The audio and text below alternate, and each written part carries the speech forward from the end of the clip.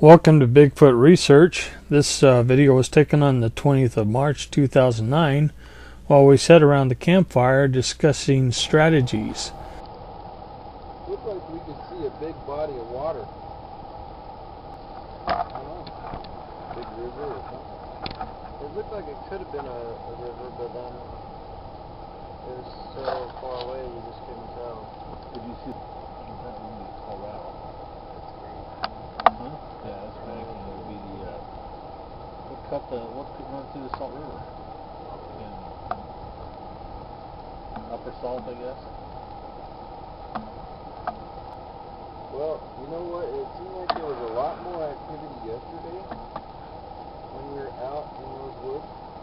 Yeah, I think they've kind of backed off and went uphill a little bit. Because, you know, we camp around in there so much. Probably. They went up higher, maybe. Yeah. But, you know, those woods are so thick through there that you couldn't see. I'll tell you the truth, I don't think they were all that far off. They were just probably up there on top of the hill. Yeah. So. Funny thing is, it's right there where the little camp is. Yeah, where the kids are. Yeah, I kind of wonder how safe that water is that they're drinking. We're kind of wondering if the fish are okay to eat. Do you think they pump the water right there and drink it, maybe? Yeah. It's coming right off that stream. Uranium in the ground and all? Yeah. I don't know where weirdos come from. The elk lodge, huh? You know, I'm sure that it can't be that dangerous. I mean, they would have shut them down. How do they mine that? I don't know. I have no idea. They train Sasquatch? Yeah. Well, you know, I think it's probably like any other mining situation.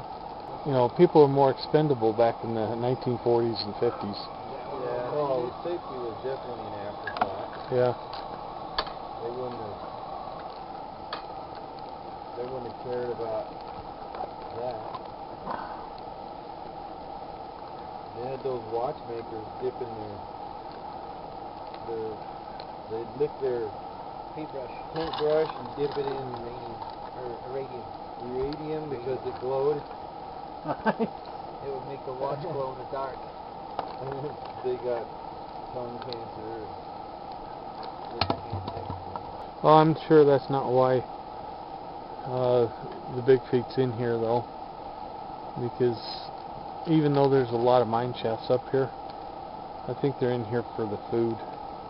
Well, you know, I was looking at all that burning, and, you know, beyond the burn part, it's kind of like just open high desert. Open, yeah. But all the burn part was pine trees, dense forest, just like this. And so it kind of explains why they're pushed into the same areas where we're at. Yeah. This is kind of like their last refuge. Yeah.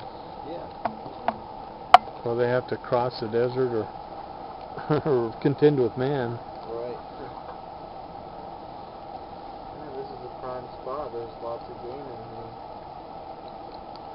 Yeah. A lot of activity. Yeah, it's amazing how many. Lots of food trees. Yeah. They got fish, they got turkey, elk, deer. I've never seen so many turkeys before. Yeah. Pretty sure turkey's part of their diet. Especially with just finding that one down there in the creek that just got cleaned. Yeah. You know, I'm afraid cats don't clean turkeys. You know, I don't think bears clean them, definitely. The only thing we didn't find was bones. Well, yeah, that's what I was about to say. Was there any bones? No. Well, maybe they took it with them. Just the body part. Well, most animals don't like to eat the feathers. So, you know. Don't they just like, you know, chew a hole in it and then chew off the meat? Yeah, they just chew the meat off the bones and eat the carcass. I think. Yeah. It'd be bigger pieces of turkey or something. Well, this particular turkey is completely missing. You know, so anything that was really edible was taken.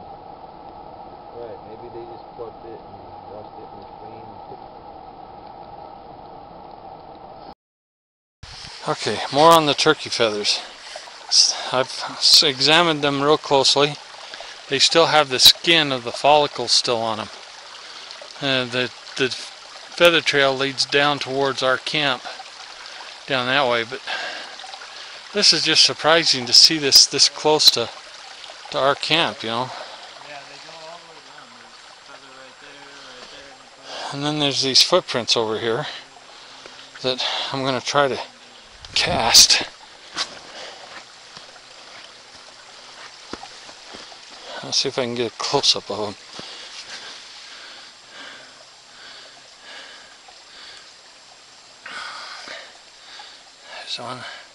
There's one right there.